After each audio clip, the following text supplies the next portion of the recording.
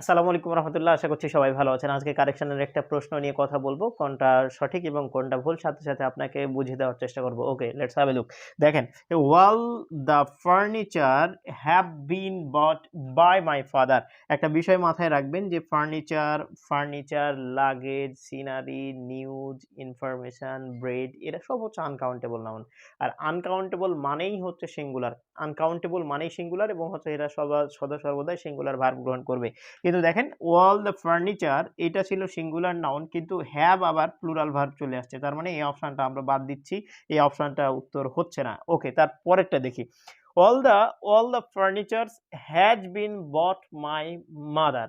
আচ্ছা, এখানে দেখেন সিঙ্গুলার ভার্ব আছে, হ্যাজ এটা সিঙ্গুলার ভার্ব আছে। তার মানে উত্তরটা হতে পারে। কিন্তু অ্যাকচুয়ালি এই উত্তরটা আমরা নিতে পারছি না। কারণ দেখেন ফার্নিচারের সাথে এস যুক্ত আছে। সাধারণত যেগুলো আনকাউন্টেবল নাউন একদম গণনা করা যায় না, সেগুলোকে সরাসরি আপনি হচ্ছে এস দিয়ে প্লুরাল করতে পারবেন না। যেমন ব্রেড হতে পারে, ব্রেডস এরকম কোনো সময় হবে না।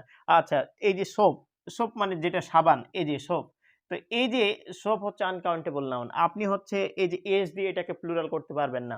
তার মানে আমার বক্তব্য ছিল যেগুলো হচ্ছে আনকাউন্টেবল নাউন সেগুলাকে কোনো সময় ডিরেক্ট এস দিয়ে আপনি প্লুরাল করতে পারবেন না। অন্য কোনো সিস্টেমে প্লুরাল করা যেতে পারে। যেমন আমরা দেখেছি যে a a piece of a piece of bread হতে পারে, এ পিস অফ ব্রেড হতে পারে অথবা 2 পিসেস অফ ব্রেড হতে পারে, 2 পিসেস অফ ব্রেড হতে পারে। দেখেন এই যে ব্রেড, ব্রেড হচ্ছে আনকাউন্টেবল নাউন কিন্তু এখানে হচ্ছে প্লুরাল অবস্থায় আছে। এটাকে প্লুরাল করেছি। কার সাথে?